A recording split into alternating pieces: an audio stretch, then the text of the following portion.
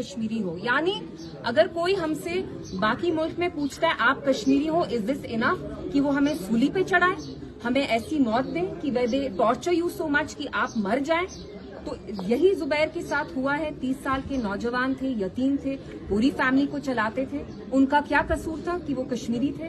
और मैं यहाँ पे ऑन रिकॉर्ड बोलना चाहती हूँ कि मरने के बाद भी उनके साथ जो हुआ, कहते हैं वहां जो अस्पताल में स्टाफ था, जब भी जुबैर होश में आ रहे थे, बार बार उनको एक इंजेक्शन दिया जा रहा था। वो बात करना चाहते थे, उनके भाई वहीं थे अस्पताल बेड में। डॉक्टर्स ने क्या कहा कि इनका इलाज नहीं करो क्योंकि ये कश्मीरी है। तो आप मुझे बताइए, कश्मीर होना क्या खुदा ना खास्ता कोई जुर्म है? हमारी गलती क्या है कि हम कश्मीरी हैं? जुबैर की क्या खता थी कि वो कश्मीरी थे? क्योंकि he was a decent man. वो इतनी मेहनत कर रहे थे। एक बहन की शादी है अगस्त में, मेहनत का पैसा कमा रहे थे, हलाल का वो पैसा कमा के घर अपना चला रहे थे। तो उनका क्या कसूर था? बात तो तब करेंगे ना जब हमारी जो यहाँ एनसी सरकार है, जिनके 50 एमएलए हैं। चीफ मिनिस्टर साहब शायद लंदन से आज ही आए या आए नहीं है, is he still in London, I don't no.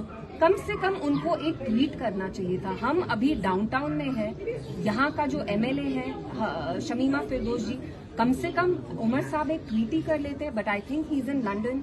जो उन यहाँ वापस आए, आई एम नॉट श्योर। आप चुप्पी अपने क्यों इतनी रखी है? आप क्यों समझौता कर रहे हैं? आप किस चीज पे समझौता कर रहे हैं? जो हमारे जवान हैं, आप हमारे जो जवान यंग लड़के हैं, एनसी सरकार उनकी हिफाजत तक नहीं कर पा रही है।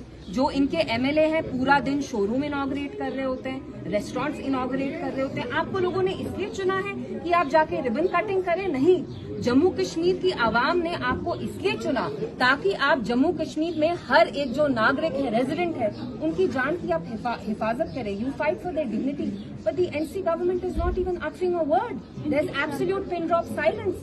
At least someone from their team, from their party could have come and extended their condolences to the family. Shamima Firdaus has visited here just a few hours back. जी, वो आई, इनने बोला भी, लेकिन आप मुझे बताइए, चीफ मिनिस्टर तो उन्हीं के जमात के हैं, वो अभी कहाँ है? लंदन में है, कहाँ है? हमें पता भी नहीं है। Where is he right now?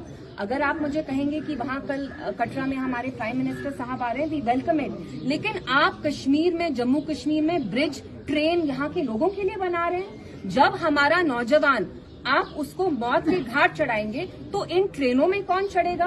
In bridges का कौन इस्तेमाल करेगा? पहले जान है तो जहान है। तो we need accountability, we demand answers. Jammu Kashmir police हमें बताए, दिल्ली पुलिस बताए कि इस नौजवान के साथ क्या हुआ, इनको मौत के घाट क्यों चढ़ाया for no fault of his. जैसा आपने कहा, the right word you are looking for is compromising. The NC government in the past 7 months of their government with 50 MLAs, we have seen that they have a tactical understanding with the BJP, with the government, with the central government. Every time a sensitive topic comes up, whether if it's Waqf, whether it's a human rights violation, they maintain pin drop silence. What is this fight for? What are they fighting for? They want more power. Statehood की लड़ाई में, statehood की आड़ में यहाँ के जो नौजवान हैं, उनको क्या अब एनसी मौत के घाट चढ़ाएगी? So this is absolutely irresponsible on behalf of the NC government. एंड मैं उनको कहना चाहती हूँ, आपके एमएलए को एमएलए लोगों ने यहाँ इसलिए नहीं बनाया कि आप जाके शोरूम हर रोज इनॉग्रेट करें। यहाँ के लोगों ने आपको इसलिए लाया ताकि आप उनकी जान की हिफाजत करें, आप बात करें, आप अपना मुंह खोलें। आपके मुंह में दही क्यों जमी है? आप बात करिए, यहाँ आइए, फैमिली से बात करिए। इस लड़के के फेस पे, एल्बोज पे, लेग्स पे we have pictures, he has been tortured, there are drag marks. So why isn't the government talking about this? And so what has happened now is that all these extrajudicial killings की police उठाती है, एक pattern बन गया है। This is not the exception anymore, it's become the norm. So that's all I have to say. इनकी family के लिए क्या कहना चाहेंगे? क्योंकि he was the only breadwinner currently, तो जी बहन की शादी भी है, तो उस बारे में थोड़ा बहुत क्या चाहती है? देखिए, जो इनकी बहन भी है, उनकी शादी अगस्त में होने वाली है। आप खुद थे मेरे साथ वरांडा पे, इनकी पुफी कह रही थी कि जो इनकी बहन की शादी होने वाली थी अगस्त में, जुबैर तभी दिल्ली गए।